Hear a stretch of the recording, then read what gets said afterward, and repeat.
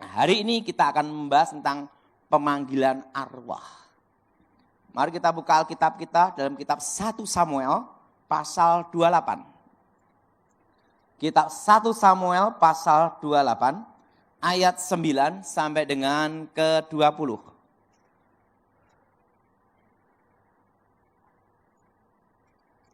Kitab 1 Samuel pasal 28 ayat 9 sampai dengan 20. Kitab 1 Samuel pasal 28 ayat 9 sampai dengan 20. Saudara yang genap, saya ganjil. Kitab 1 Samuel pasal 28 ayat 9 sampai dengan ke-20. Tetapi perempuan itu menjawab, tentu engkau mengetahui apa yang diperbuat Saul, bahwa ia telah melenyapkan dari dalam negeri para pemanggil arwah dan roh peramal, mengapa engkau memasang jerat terhadap nyawaku untuk membunuh aku?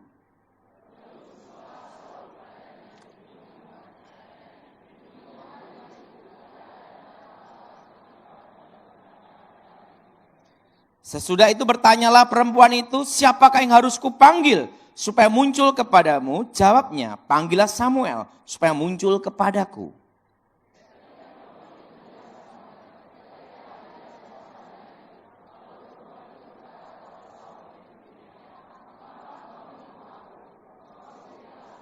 Maka berbicara raja kepadanya, janganlah takut, tetapi apakah yang kau lihat? Perempuan itu menjawab Saul, aku melihat sesuatu yang ilahi muncul dari dalam bumi.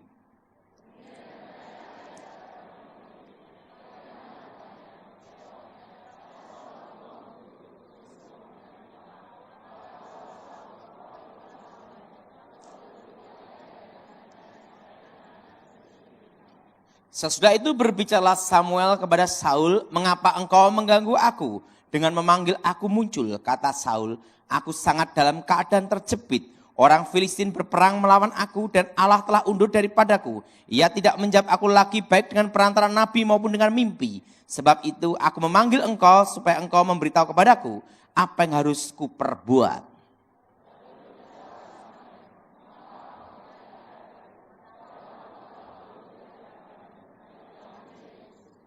Tuhan telah melakukan kepadamu seperti difirmankannya dengan perantaranku, yakni telah mengoyakkan kerajaan dari tanganmu dan telah memberikan kepadanya orang-orang lain kepada Daud.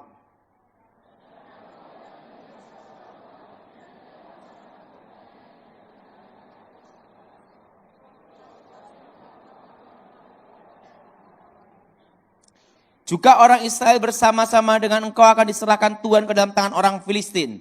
Dan besok engkau serta anak-anakmu sudah ada bersama-sama dengan daku. Juga tentara Israel akan diserahkan Tuhan ke dalam tangan orang Filistin.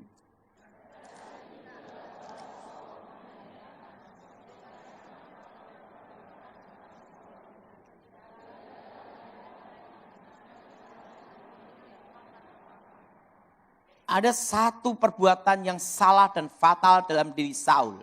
Waktu Tuhan tidak menjawab melalui nabi. Waktu Tuhan tidak menjawab melalui mimpi maupun penglihatan, maka Saul mengambil jalan pintas, jalan sesat, yaitu untuk memanggil arwah Samuel. Yang jadi pertanyaan, apakah itu arwah Samuel? Perlu sudah tahu tentang pemanggilan arwah itu sudah ada sejak zaman sebelum Abraham. Kenapa ada pemanggilan arwah dan penghormatan arwah? Pertama, dipercaya ada kehidupan setelah kematian. Apa saudara? Apa saudara? Ada kehidupan setelah apa? Kematian. Yang kedua, dipercaya arwah orang yang sudah meninggal, tahu masa lalu dan masa yang akan datang, yang disebut namanya roh peramal. Makanya peramal itu menggunakan arwah orang mati. Karena dipercaya tahu masa lalu dan masa yang akan datang. Dan yang ketiga, dipercaya arwah orang yang sudah meninggal, terutama orang suci atau sakti, bisa menjadi pengantara Allah dan manusia. Antara dewa dan manusia. Maka ada namanya itu penghormatan arwah leluhur. Nah, makanya ada orang ke kuburan, sembahyang di kuburan. Dipercaya apa? Supaya doa-doanya dihantarkan ke arwah orang yang sudah meninggal ini untuk dihantarkan kepada Yang Maha Kuasa. Dan sampai sekarang kepercayaan itu masih ada. Betul? Betul? Karena apa? Dipercaya arwah orang yang sudah meninggal yang dianggap sakti atau suci bisa menjadi pengantara antara Allah dan manusia, antara dewa dan manusia. Dan yang keempat, dipercaya arwah orang yang sudah meninggal punya kemampuan kekuatan supranatural. Dan yang kelima, ini yang paling parah. Dipercaya arwah orang yang sudah meninggal lebih jujur daripada orang hidup. Makanya kalau orang mimpi ketemu kakek yang sudah mati. Saya di sana ndak ada mobil, perlu mobil dan uang. Nah, kamu tak kasih nomor, togel. Besok keluar nomornya 75. Bangun dari tidur langsung kasih mobil-mobilan, uang-uangan. Belikan nomor 75. Sekalipun nanti nomor itu belum tidak keluar, mimpi lagi dibeliin. Betul? Yang ketawa pelaku.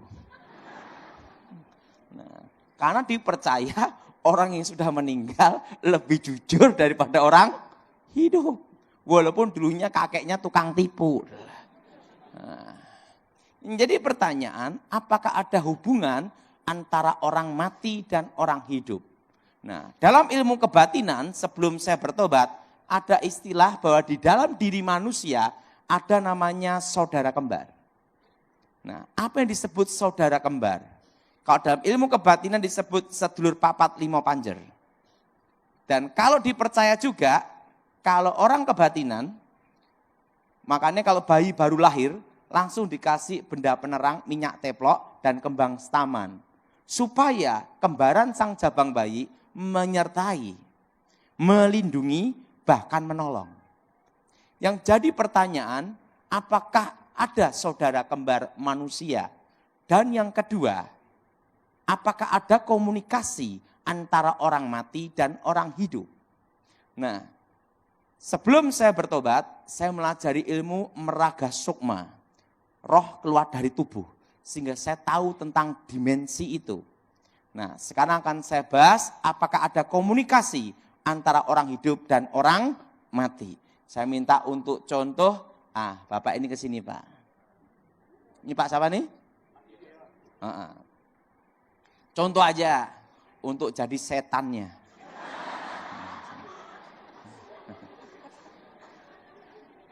Nah, saya minta yang baju putih sini Pak. Nah, saya itu kan sesuai contoh. Nah, ini namanya setan gundul. Contoh aja. Nah, ini jadi malaikatnya. Yang jadi malaikat senang sekali, yang jadi setan gini. Nah, saya minta Bapak ini ke sini Pak. Sini. Jadi saya beritahu tentang pemahaman pemanggilan arwah.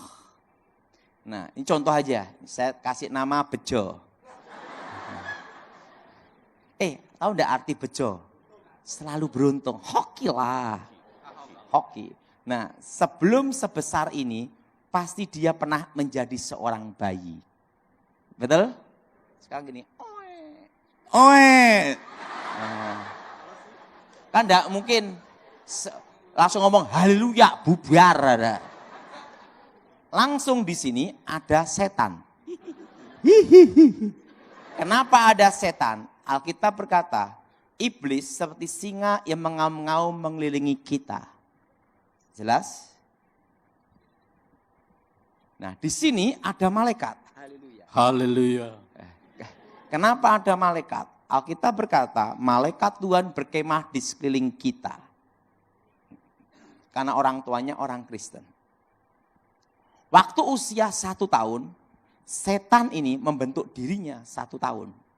Tapi malaikat tidak berubah bentuk. Usia 17 tahun, setan ini membentuk dirinya 17 tahun. Tapi malaikat tidak berubah bentuk. Usia 18 tahun dia murtad menyangkal Tuhan. Malaikat pulang. Dia belajar ilmu gaib, ilmu kebatinan. Bertapa gini. Pertama kali dia akan melihat roh adalah ini.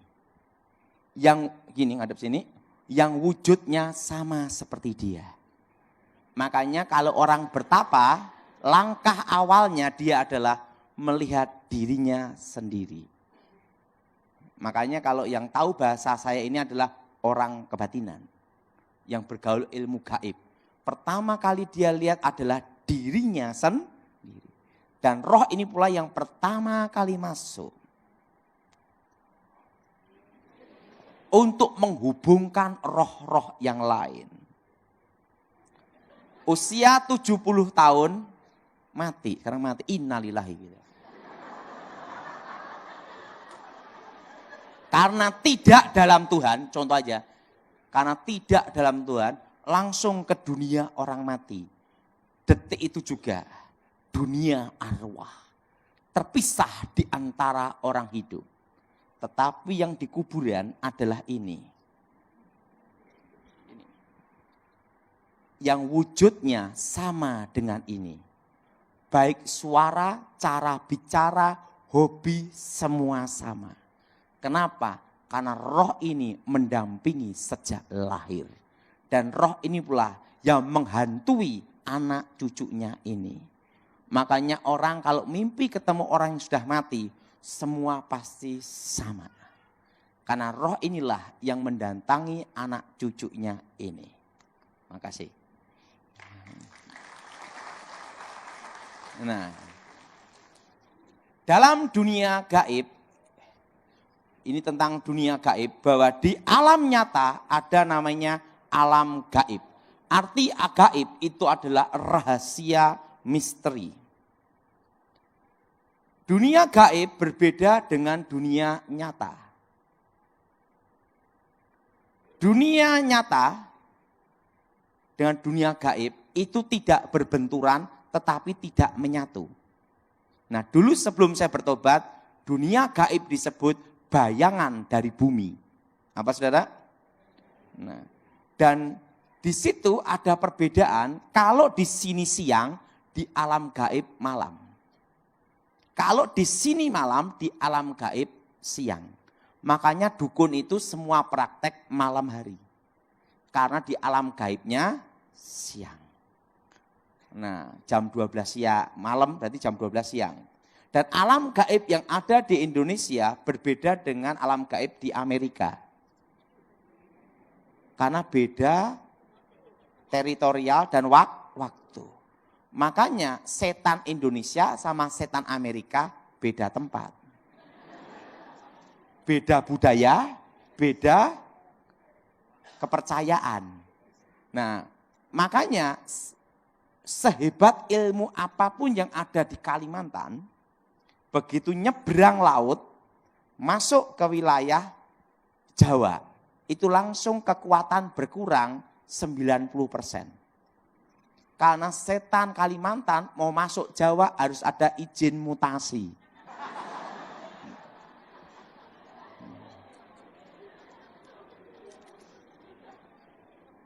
Namanya apa? Teritorial. Makanya sejago apapun orang punya ilmu hebat ada di Kalimantan, masuk ke Jawa, berkurang langsung. Nah, itu langsung tinggal 10%. Apalagi kalau keluar negeri, perlu paspor. Itu kekuatan tinggal 5%, bahkan 3%. Maka kalau seorang dukun pindah lokasi, harus ada namanya ritual ucapan untuk kula nuwun, permisi dulu ke daerah setempat. Itu hanya bisa langsung turun 90% atau tinggal 5%, bahkan 10%. Jelas? Nah, dunia gaib yang ada di Indonesia berbeda dengan di Amerika karena beda budaya. Nah, alam gaib itu seperti apa? Nah, alam gaib itu seperti ini. Pertama disebut namanya alam bayangan. Apa saudara? Nah, itu seperti awan hitam. Di situ akan ketemu raja-raja, jenderal-jenderal, termasuk panglima-panglima zaman dahulu. Yang disebut alam bayangan itu adalah alam tipuan. Makanya kalau ada orang bertapa, dia ketemu yang namanya Presiden Soekarno, Gajah Mada, Hayam Wuruk. Itu ada di alam bayangan. Tapi itu ingat, hanya roh setan yang menyamar. Roh-roh yang mendampingi orang-orang itu sejak lahir. Nah, disebut namanya alam bayangan, alam tipuan namanya. Nah, banyak orang itu ada di alam tipuan ini. Nah, setelah itu alam gaib yang sebenarnya. Nah, alam gaib yang sebenarnya itu seperti lautan kaca. Seluruh dunia bisa dilihat. Makanya sebenarnya tentang alam gaib di Alkitab itu ada.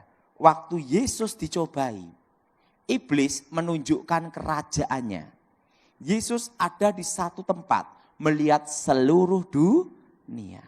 Itu alam gaib yang sebenarnya. Itu lautan kaca. Nah, orang yang tidak percaya Tuhan, kalau kehilangan mobil, minta tolong ke dukun dan ketangkep. Lewat mana? Ini lautan kaca ini. Seluruh dunia bisa tapi dukunnya sendiri kehilangan mobil, lapor polisi.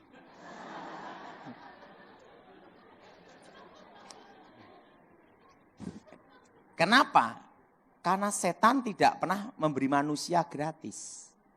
Itu ada harga yang harus dibayar. Bangkrut, miskin seumur hidup. Makanya dukun itu tidak akan menggunakan ilmunya sendiri.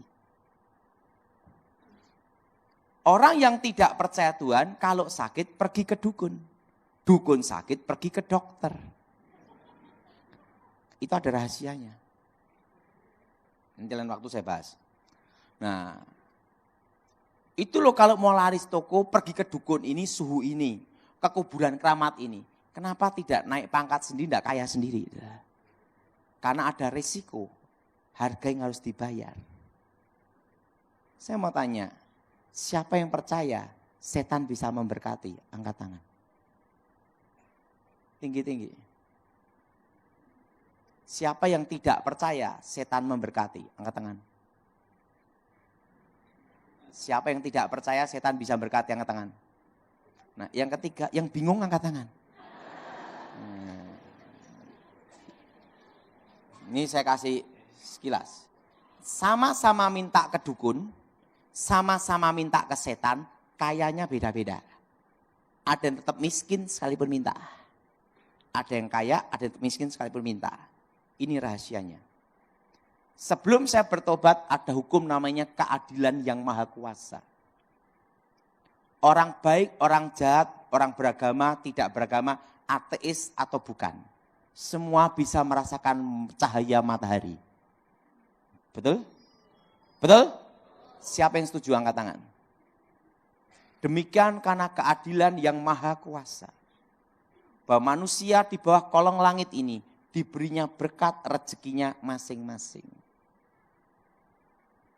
Namanya mangkok piringnya, takarannya masing-masing. Buktinya ada pendeta yang kaya raya, makan begini. Tapi ada juga pendeta miskin, makan begini. Sama-sama pendeta, rezeki beda, sama-sama doanya, betul? Tidak usah banyak-banyak. Preman aja, ada preman kelas nasional dan preman kelas terminal, betul? Betul? Betul? Kita punya anak 3, kayanya beda-beda, ada yang miskin, ada yang kaya, betul? Betul? Ada orang Kristen kaya, ada orang Kristen miskin. Ada Hindu Buddha Islam yang kaya, ada Hindu Buddha Islam yang miskin. Karena keadilan yang maha kuasa. Manusia di bawah kolong langit ini diberinya rezekinya masing-masing. Hanya bedanya kalau kita percaya Yesus dijamin masuk surga. Dan kalau kita setia ditambahi berkat itu. Tapi untuk hoki, keberuntungan, udah diberinya masing-masing. Maka hukum tabur tua itu berlaku bagi semua umat manusia. Nah, apa yang membedakan Tuhan dan setan? Ada. Setan bukan pencipta. Tuhan adalah pencipta. Arti pencipta itu adalah yang tidak ada menjadi ada. Setan itu tidak bisa mencipta, itu bedanya. Nah, orang kalau minta kekayaan sama setan diambil dari mana? Rezeki anak cucunya. Kalau hoki anak cucunya itu besar, orang tuanya kerja apapun berhasil. Tapi setelah orang tuanya mati, anak cucu ini kerja apapun gagal, bangkrut, habis. Kenapa? Karena rezekinya sudah diambil duluan sama orang tuanya. Maka Alkitab berkata setan itu pencuri.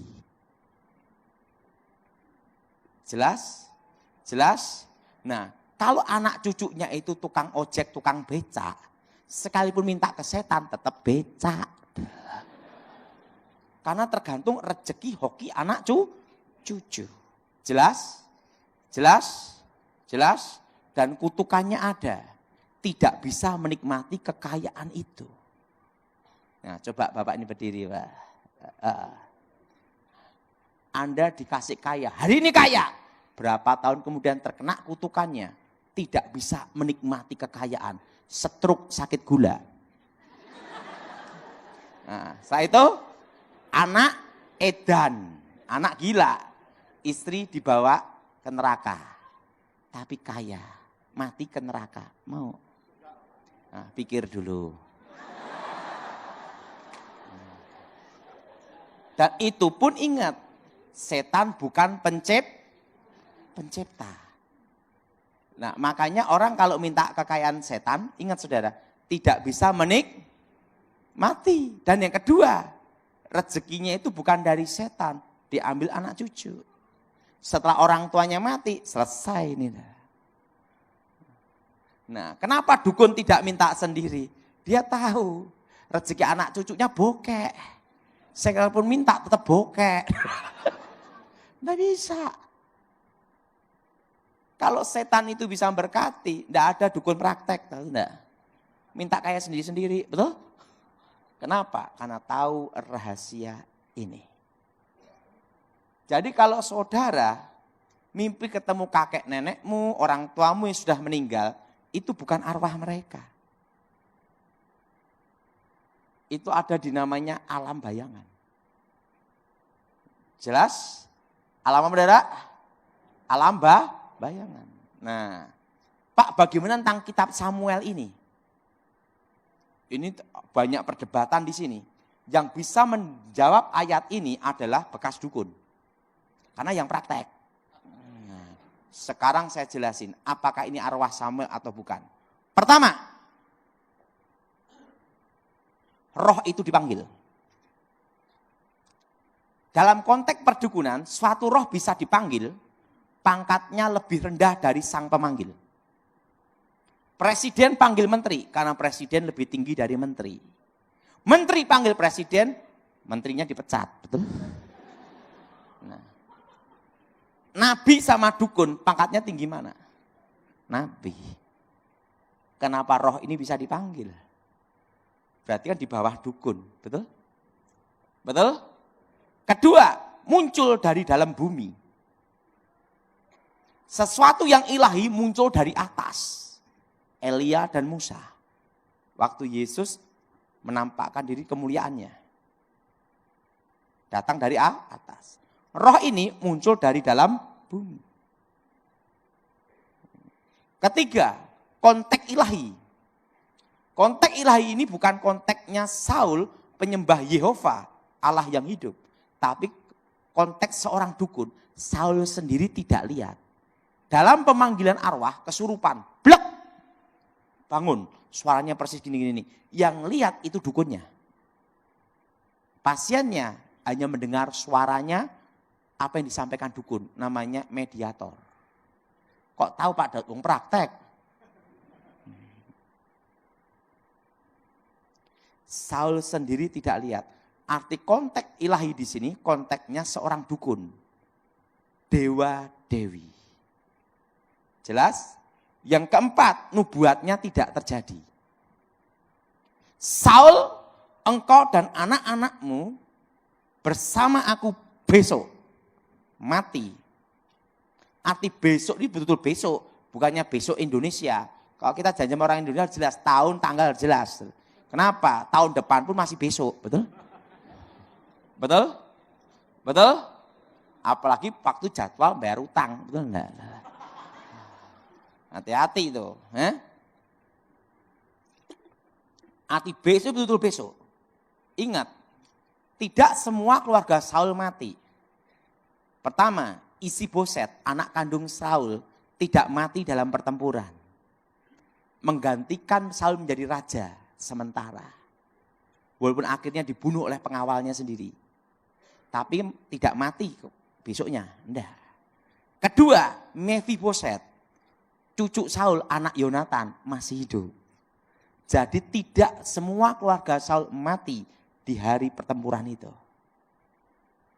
Berarti nubuatnya tidak terjadi. Karena engkau bersama anak-anakmu besok mati. Kan gitu dah. Tidak semua keluarga Saul mati. Yang kelima, dari buahnya lah kamu akan tahu. Buahnya Saul bunuh diri. Dinasti Saul hancur selesai. Kena kutukan itu. Nah, orang yang memanggil arwah orang mati akan terkena namanya kutuk alam kubur. Apa kutuk alam kubur? Akan terjadi banyak musibah bencana dan kemiskinan. Namanya kutuk alam kubur. Indonesia ini harusnya menjadi negara kaya di dunia nomor berapa? Bayangin, tongkat dilempar jadi pohon. Karena tongkatnya dari pohon singkong. Betul? Betul? Lempar pohon singkong. Nah, emas ada, batu bara ada, uranium aja ada. Hutan kaya, hasil laut melimpah. Tapi Indonesia, negara miskin nomor berapa di dunia, utangnya banyak. Kenapa? Karena banyak para pemimpinnya memanggil arwah orang mati. Pemanggilan dan komunikasi dengan arwah untuk minta petunjuk. Maka Indonesia ini dilingkupi kutukan, namanya kutuk alam kubur.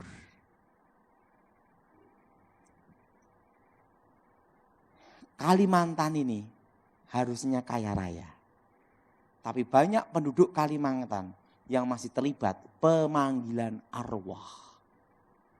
Langit menjadi tembaga, tanah menjadi besi. Namanya kutuk alam kubur. Di mana akan banyak musibah dan bencana dan perceraian. Maka saya percaya angka perceraian di Kalimantan banyak. Perzinahan. Kenapa? Kutuk alam kubur. Mencengkeram. Jelas? Jelas? Pak, bolehkah kita orang Kristen di kuburan?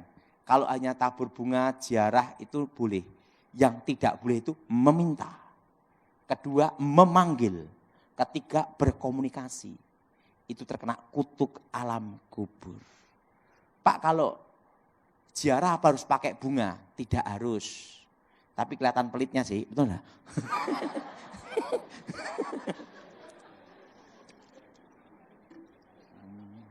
Tidak ada urusan sebenarnya. Jelas saudara? Yang tidak boleh apa? Pak, bolehkah mendoain orang mati? Tidak boleh. Itu kurang kerjaan. Udah putus, udah selesai. Jelas saudara?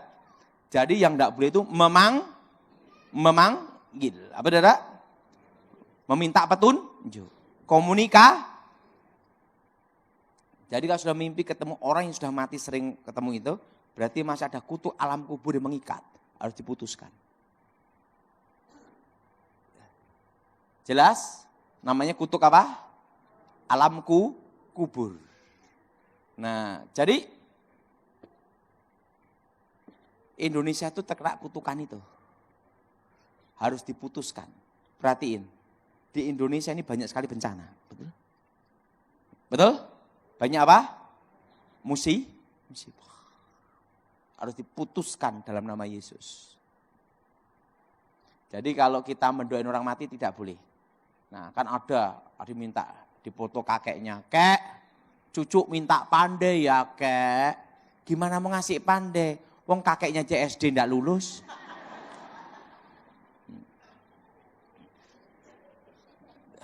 Jelas? Jelas? Ini harus diputuskan dalam nama Yesus. Jadi tidak ada 7 harian, 40 harian, 1000 harian. Tidak ada. Begitu orang itu mati waktu hembusan nafas terakhir, itu langsung terputus di antara orang hidup. Langsung ke dunia orang mati, dunia arwah. Nah kalau kita mati dalam Tuhan, ada di mana? Langsung ke Firdaus. Untuk menunggu hari pembagian mahkota. Kalau di dunia orang mati, menunggu hari penghakiman.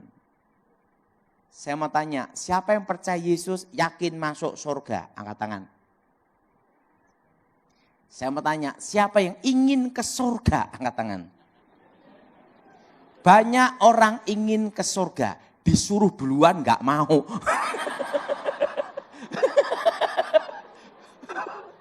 Betul? Betul? Siapa yang mau duluan? Angkat tangan.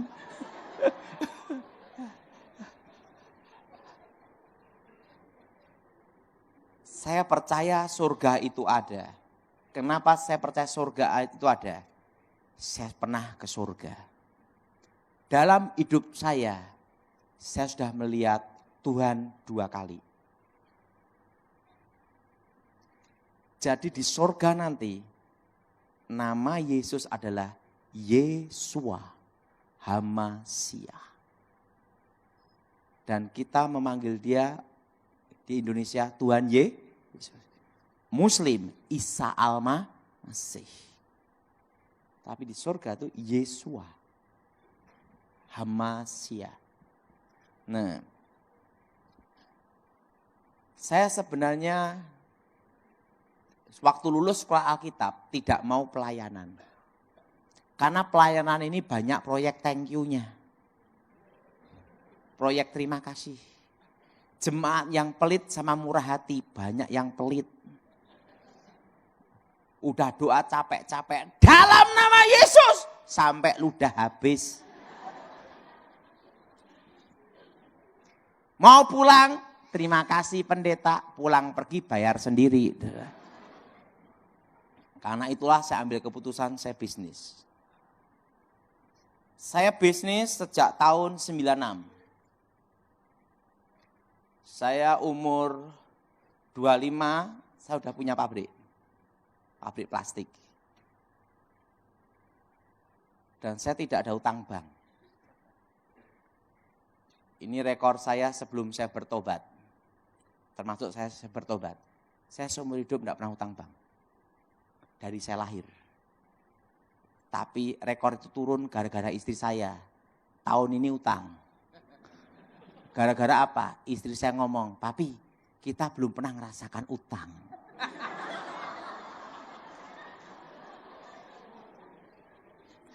Jadi dari saya belum bertobat sampai saya bertobat itu tidak pernah utang. Akhirnya gara-gara istri ini. Pi rasanya utang kayak apa?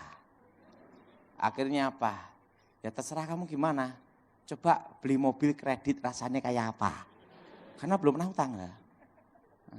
Dan saya punya teman kebetulan ada di Nasmoko, Toyota.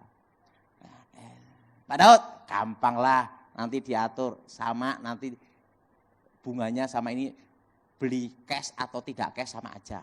Udah beres saja. Ya udahlah nyoba. Jadi seumur hidup saya hanya utang 200 juta. Cok.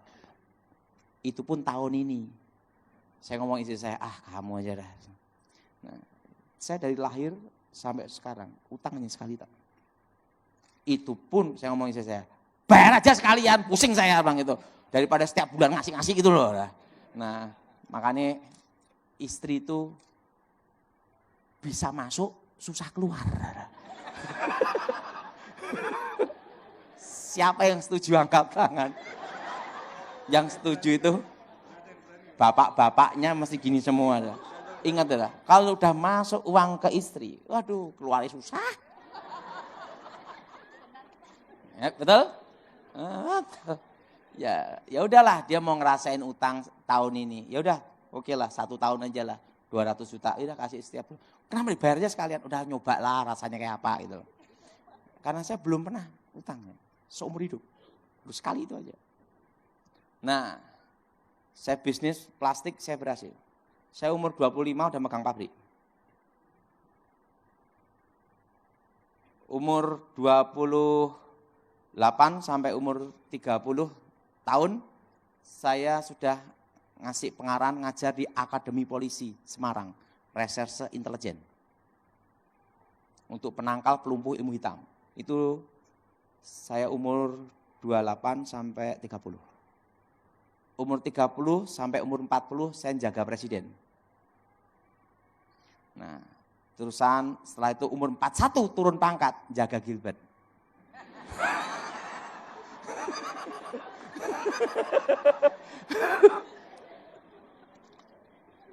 Turun apa? Turun pangkat. Saya ikut Pak Gilbert 25 tahun. Kalau saya tuh sekalipun repot apapun, ditelepon saya jalan. Misalnya ini ya, sebenarnya ini saya ada urusan langsung berangkat. Nah, setelah saya bisnis, saya berhasil. Saya lupa panggilan Tuhan. Lupa panggilan Tuhan yang memanggil saya pelayanan. Karena saya lihat jadi pendeta susah. Iman terus kapan selesainya gitu loh lah. Ya, udahlah. Waktu saya doa pagi, Tuhan bicara, Daud, ada apa Tuhan? Sudah waktunya kamu pulang ke rumah Bapak. Ha? Matilah. Ya, saya ngomong sama Tuhan, Tuhan beri aku waktu. Kalau umurku boleh diperpanjang, aku melayani engkau sungguh-sungguh. Tapi beri aku waktu, walaupun hanya sesaat. Tuhan berkata, pulang. Makanya saudara yang pelayanan bandel-bandel, Tuhan ngomong pulang. Yang banyak bikin masalah, balik aja. Kan gitu. Tuhan tidak mau pusing ya. Saya ngomong sama Tuhan, Tuhan beri aku waktu. Saya bayangkan kalau saya mati modelnya kayak apa.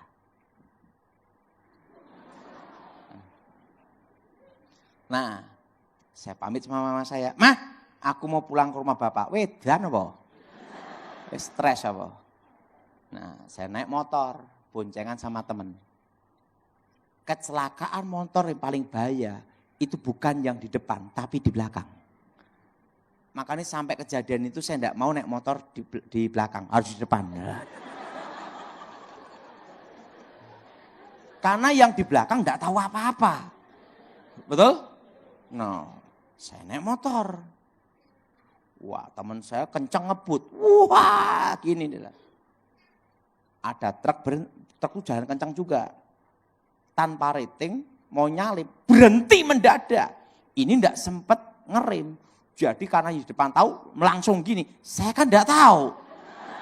Mador langsung gini. Makanya kalau naik motor minta ke mana? Depan. Yuk belakang aja lah. Nah, begitu tabrakan buar itu gini. Roh saya keluar. Saya baru mengerti manusia tubuh jiwa roh itu ada. Saya lihat tubuh saya sendiri. Ada malaikat tingginya 3 meter. Malaikat itu 3 meter. Makanya tidak ada gambar malaikat anak-anak itu tidak ada. Tidak ada itu. Karena ada gambar malaikat anak-anak bawa sayap gini-gini. Tidak ada itu. Ada tuh. Itu malaikat anak-anak namanya. Malaikat itu tingginya 3 meter. Roh saya dibawa ke satu tempat. Ada tangga emas. Ada malaikat banyak sekali seperti derau air bah. Memuji menyembah Tuhan. Seperti derau air bah. Bung, bung. Dan malaikat itu bicara pada saya dalam suatu bahasa. Nanti kita di surga bukan bahasa Indonesia. Termasuk bukan bahasa Inggris, ada bahasanya sendiri. Malaikat ngomong, itu. Ada bahasa sendiri.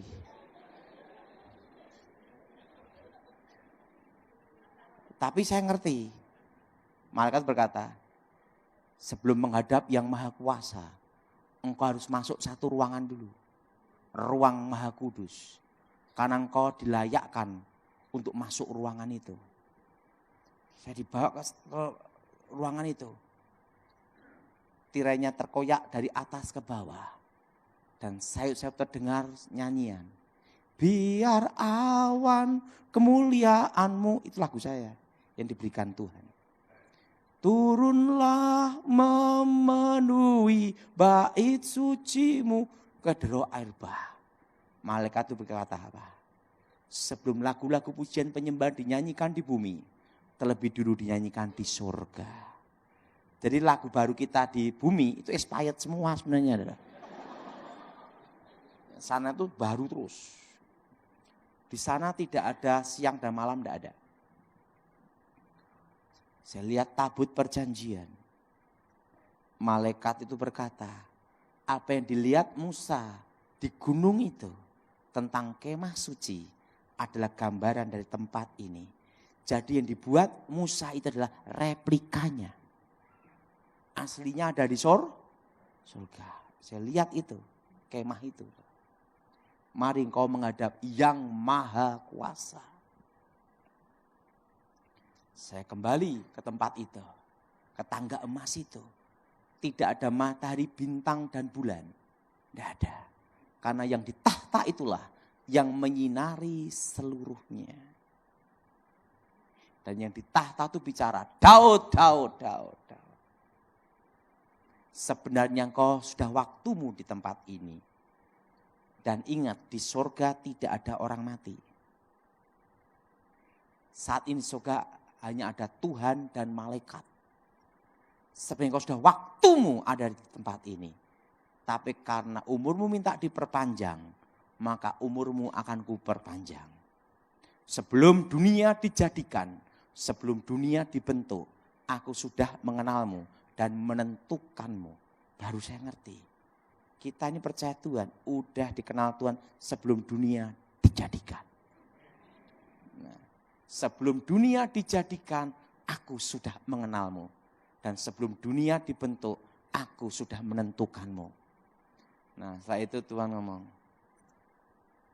tapi karena kau minta umurmu diperpanjang di muka bumi, umurmu diperpanjang di muka bumi. Aku adalah aku, akulah YHWH, Yahweh. Akulah Yesua Hamasyah. Sebelum kau kembali ke muka bumi, akan kutunjukkan apa yang akan terjadi atas hidupmu dan bangsamu di masa depan. Akulah Alfa, akulah Omega. Kayak layar lebar. Hari-hari yang akan terjadi. Indonesia akan dipulihkan Tuhan 25 tahun. Dimulai krisis 98. Tapi sebelum pemulihan Indonesia akan terjadi krisis ekonomi. Anginnya akan dimulai 2018, 2019, 2020. Krisis. Stagnat. Itu bulan 6, bulan 7, 2020. Tidak maju, tidak mundur. Sampai 2023. Indonesia mengalami pemulihan ekonomi. Nah, jelas? Jelas? Nah, Indonesia terpecah menjadi 3 negara. 1, Timor Leste sudah lepas. Kedua akan menyusul. Hari yang akan terjadi. Yang 2 mana Pak Daud? Tidak dikasih tahu. Pokoknya 2 menyusul. Hari yang akan terjadi. Santuan ngomong, mari kutunjukkan di rumah Bapakku banyak tempat tinggal. Saya diajak jalan satu tempat. Saya tanya sama Tuhan, Tuhan, kapan engkau datang? Engkau tidak perlu tahu masa dan waktunya. Karena tidak ada seorang pun nabi atau malaikat yang tahu kapan aku datang. Tapi yang perlu engkau tahu, aku menyertai umatku sampai kesudahan zaman. Nah, setelah itu, jadi tidak ada yang tahu kedatangan Tuhan. Mari kutunjukkan. Apa yang kau tanyakan, ku jawab. Kecuali satu, kedatangan. Saya diajak jalan satu tempat. Lantainya emas semua. Dan di situ ada tembok kayak benteng air mengalir. Kayak terbuat dari apa? Batu blue safir, batu emerald, batu paparaca, batu cat eye. Dan batu mulia semua. Yang tidak ada adalah batu ake. Jadi yang ada itu batu ruby, batu emerald, batu blue safir, batu paparaca. Setelah itu yang kelima, yaitu apa saudara? Batu cat eye, mata kucing. Jadi semua batu muli dan di sana tidak ada batu ake. Ngomong sebelahnya, batu ake. Dan apa yang terjadi? Saya diajak jalan. Tuhan, aku ingin tahu siapakah jodohku di masa depan. Kalau dikasih yang gini, lebih baik tidak balik. Betul? Lebih baik tidak apa? Lebih baik tidak balik saya. Langsung ditunjukkan. Jadi apa yang akan terjadi dari awal sampai akhir, itu sudah ada di sana. Kalau layar lebar gitu. Hari-hari yang akan terjadi. Ada seorang perempuan rambut lurus. Mau lihat wajahnya ditutup. Tuhan, nyari rambut lurus kan jutaan, gimana nyarinya? Nanti engkau akan ketemu di satu tempat. Ada seorang anak perempuan kecil gini-gini. Ngeliatin saya terus, dia natap saya gini. Saya bertemu anak itu di surga. Gini, ngeliatin saya gini-gini. Siapa itu Tuhan? Itu anakmu di masa depan. Bayangin, saya belum kenal istri saya, udah ketemu anaknya.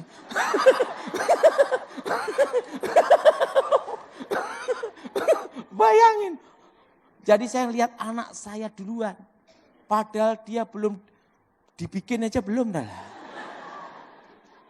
Pacaran juga belum. Udah ketemu anak saya. Ini anakmu di masa depan. Hari yang akan ada seorang anak perempuan, dia ngeliatin saya terus gini. Itu anakmu di masa depan. Yes. Ada seorang pengkhotbah gemuk, pendek, jelek. Siapa itu Tuhan? Itu kamu di masa depan. Yes. Yes. Hari-hari yang akan terjadi. Yes. Yes. Yes. Yes. Tuhan, sudah waktunya kamu kembali. Tuhan, sebelum aku kembali, ada satu permintaanku, jangan engkau tolak sampai aku kembali ke tempat ini. Apapun permintaanmu, ku kabulkan kecuali satu, kedatangan. Tuhan, aku minta satu aja. Jawab iya dulu. Engkau kan tahu dari awal sampai akhir. Sudah waktunya balik, enggak mau, jawab iya dulu. Sudah waktunya balik, enggak mau, minta satu aja saya. Baiklah, apapun permintaanmu ku kabulkan, kecuali satu, kedatangan. Tuhan, jangan beri aku kekayaan. Nanti kalau aku kaya, lupa siapa engkau. Dan jangan beri aku kemiskinan, karena orang itu susah, modal hanya nekat. Aku minta satu aja, apa itu? Cukup! bisa beli apa-apa.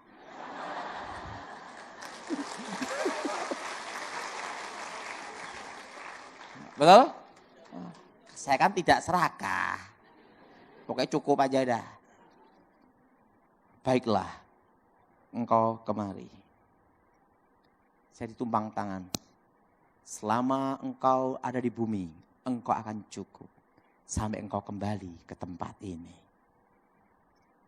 Pergunakan hidupmu sebaik-baiknya. Saya suruh naik kereta berkuda. Itu kudanya putih keluar apinya. Nah, saya kira kan modelnya take off kayak pesawat gini. Enggak, saudara. Gini, saudara. Jadi begitu gini, itu kuda berapi itu gini, langsung gini. Masuk tubuh saya. Terjadi keajaiban. Semua luka hilang semua. Dan Tuhan berkata, lagu-lagu yang kau dengar tadi, kuberikan padamu sebagai tanda engkau pernah ada di situ. Nah, setelah itu mama saya, Daud mati, kok hidup lagi. Nah, disitulah saya melayani Tuhan sampai sekarang. Lagu-lagu itu langsung saya tulis. Nah, lagunya apa? Pernah dengar lagu ini? Rapnya ini. Ku tak ingin jauh darimu Tuhan, bawaku ke tempat kediamanmu, biarkanlah rohmu tinggal di dalamku, di bait sucimu. Yang nyanyi Yonatan Prawira. Saya pernah dengar lagu itu, angkat tangan. Nah, dan lagu yang kedua, biar awan kemuliaanmu turunlah memenuhi bait suci. Nah itu, tahu enggak kenapa ada kata-kata gini? Ya Tuhan, ku rindukan hadiratmu,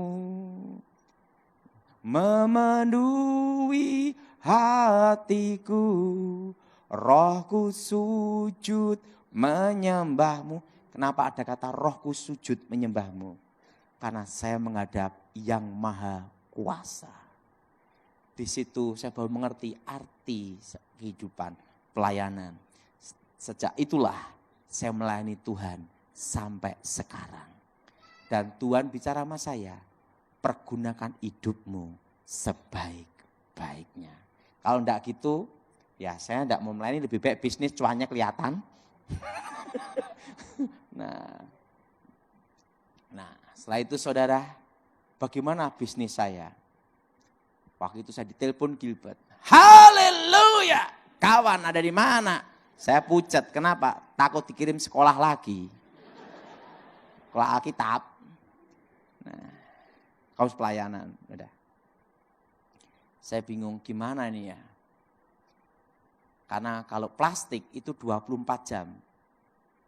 Dibagi 3 shift, tidak bisa ninggalin pabrik. Waktu saya doa, Tuhan bicara sama saya, jual pabrik itu. Hah? Ini suara Tuhan apa bukan ya? Kenapa? Posisi tidak ada utang bank, market bagus, pabrik jalan. Lebih enak itu dipanggil Tuhan waktu bangkrut. Nggak usah dipanggil aja, manggil sendiri. Betul enggak? Betul? Daripada enggak ada kerjaan. Gitu enggak? Tapi kalau waktu kita dipanggil Tuhan, posisi diberkati jaya, itu paling susah. Hah? Jual pabrik ini. Udah saya jual. Begitu pabrik dijual, Tuhan beritahu, belikan tanah di tempat yang akan kutunjukkan kepadamu. Udah, saya jual pabrik. Nah kebetulan saya itu tidak percaya bank. Saya takut waktu tak simpan uangnya, banknya bangkrut. Jadi uang itu tak taruh di kamar, tidur di atas uang. Berapa miliar itu? Kan saya orang zaman kuno, nyimpannya di bawah bantal gitu lah. Di atas uang. Lama-lama saya stres juga. Wadah, harus tak belikan tanah. Nah, saya ditunjukkan tanah yang Tuhan tunjukkan. Yang Tuhan tunjukkan itu tanahnya. Banyak rampoknya, banyak setannya. Setan diusir keluar, rampok datang. Dan itu tanah yang tidak laku. Kalau ke tempat itu harus muter. Jembatan belum ada. Tuhan beritahu, beli. Ya udah. Semua di bawah 1.500 atau 2.000 di bawah. Jangan hektaran. Beli pinggir jalan semua. Saya beli pinggir jalan, ya sama yang ada jalannya 200.000, 300.000, 500.000. Nah uang pabrik itu tak belikan tanah semua. Setelah dibelikan tanah semua, uang habis. Baru bingung, ini suara Tuhan atau bukan ya? Ini kalau bukan habislah saya uangnya udah pabrik hilang, tanahnya tidak laku kan gitu lah. Waduh. Udah, semua udah. Saya telepon Pak Gilbert. Pak Gilbert! Ada apa kawan? Tapi udah saya jual Pak Gilbert. Ah? Jadi kamu ikut pelayanan saya aja lah. Ya emang dari dulu saya ikut Pak Gilbert. Ya udah ikut saya aja. Saya ikut pelayanan udah sama Pak Gilbert. Waduh, uang saya udah habis. 1 tahun, 2 tahun, 3 tahun. Tiba-tiba ada truk datang. Bulldozer datang. Alat-alat berat datang semua. Saya kaget ada apa. Tidak taunya tanah yang Tuhan tunjukkan Tuhan itu adalah pintu tol. Pintu tol Solo Semarang, Semarang Solo, Solo Surabaya, Surabaya Solo. Pintu keluar masuk di situ. Itu tanah dari harga 200.000 langsung jadi 2 juta. Yang 500.000 langsung jadi 6 juta. Saya nyesel sekali. Kenapa beli tidak banyak sekalian? Wah, gitu. Langsung tak bikin ruko-ruko. Saya itu franchise Alfamart, san ruko-ruko. Tuhan, saya ngomong, wah. Jadi tanah yang tunjukkan itu, saudara, itu pertama itu tanah yang, tidak laku, saudara. Tapi Tuhan ngomong, di sini engkau beli sebanyak-banyaknya. Wah itu, uang pabrik itu habis untuk beli tanah itu, saudara. Berapa lokasi. Itu pokoknya saya itu kalau tidak salah ada 30 sertifikat itu. Saudara. Wah saya nyesel sekali, kenapa tidak banyak sekalian. Saudara. Tidak taunya pas pintunya tol. Jaraknya berapa? Jarak 500 meter sampai 1 kilometer dari pintu tol semua. Saudara. Jadi tidak kena pelebaran jalan tidak. Tapi posisinya pinggir jalan gitu. Saudara. Di situ saya baru mengerti rencana Tuhan itu indah. Nah, yang kedua adalah Firdaus. Apa saudara? Siapa yang percaya Firdaus itu ada? Angkat tangan. Nah, Firdaus itu tempat penantian. Tempat apa saudara? Tempat apa? Penantian. Untuk menunggu hari pembagian mahkota. Dalam hidup ini kadang ada waktunya lebih baik tidak tahu masa depan daripada tahu masa depan. Tapi yang kita percaya indah pada waktunya. Sebelum ayah saya meninggal 2018, 13 Januari, 2 minggu sebelumnya Tuhan bicara sama saya. Daud, siapkan tanah kuburan untuk ayah kamu. Hah? Ayah saya sehat tidak sakit. Siapin tanah kuburan. Saya ngomong sama adik saya, Han, kita cari tanah kuburan. Untuk siapa? Untuk papa. Loh papa memang mati tahun. Iya. Saya akan Delingan, Karanganyar, sampai di rumah orang tua saya, papa saya ngomong gini, kamu cari tanah kuburan untuk siapa? Untuk papa. Hah? Aku memang mati tahun. Iya. Papa saya itu percaya Yesus, tapi mulutnya belum bertobat. Maki-maki orang ini, hari itu langsung berubah. Baikin pembantu, baikin mama saya, baikin semua orang. Baju-baju disetrika semua, dia siapin jas yang mau digunakan untuk pemakamannya dia. Setrika sendiri. pajak listrik dilunasi, pajak motor dilunasi, semua urusan diberesin semua, utang semua lunas semua. Tanggal 13 Januari, papa saya tidak sakit ya, dia kelilingan plastik. Saya di Jakarta menuju Surabaya, tiba di Surabaya karena khotbah di Victory, gerejanya Pak Irman Santoso. Tuhan bicara, ayahmu kupanggil pulang batas jam 10 malam.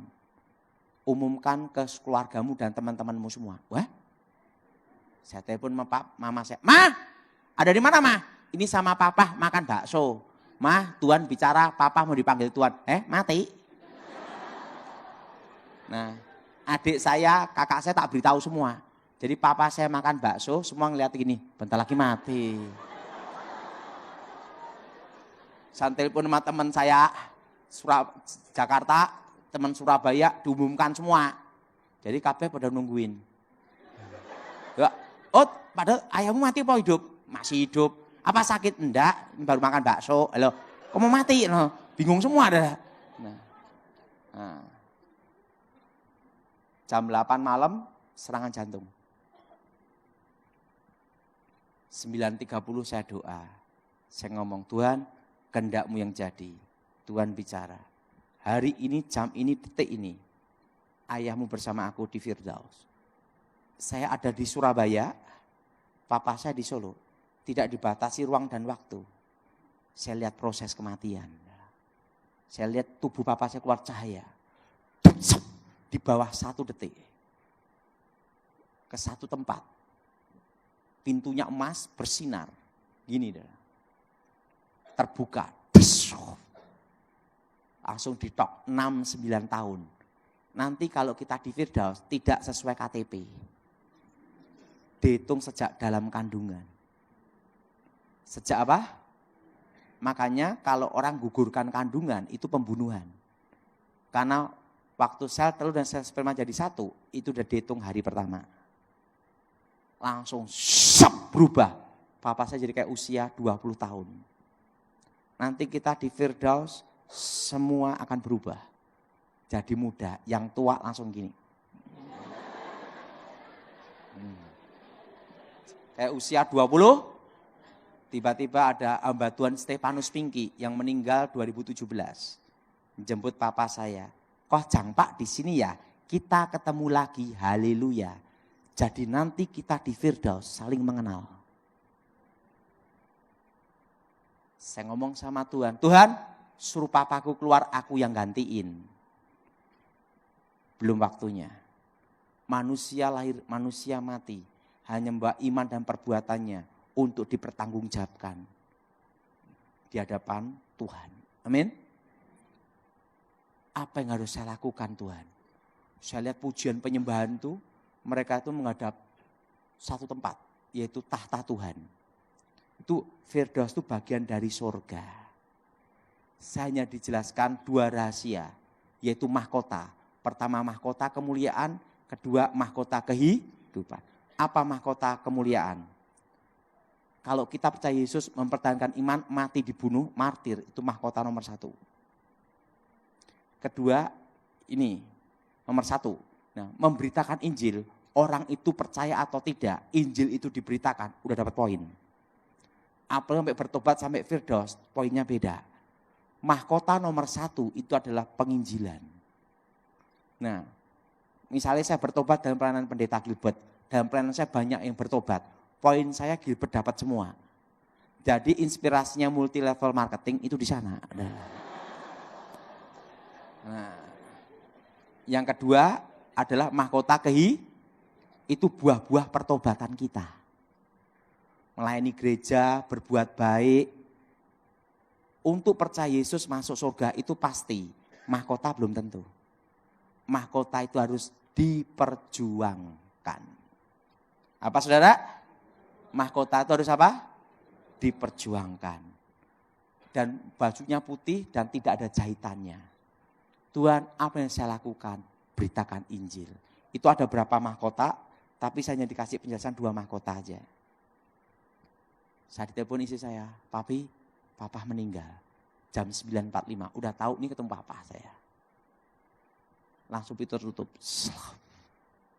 Disitulah saya mulai memberitakan Injil dimanapun tempat. Ingat, justru mahkota nomor 1 adalah penginjil.